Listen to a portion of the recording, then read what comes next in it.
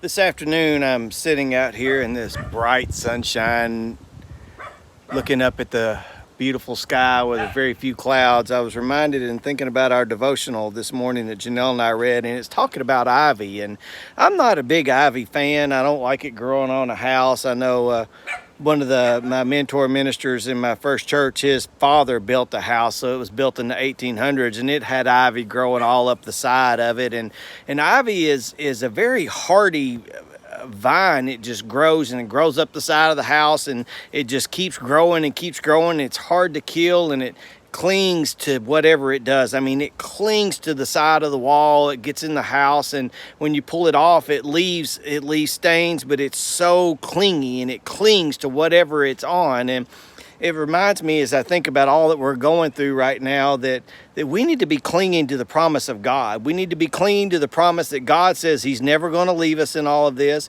We need to be clinging to His Word and finding hope and healing in that. And we need to trust that He's going to take care of us. And I know that there are some of you right now that are dealing with a storm.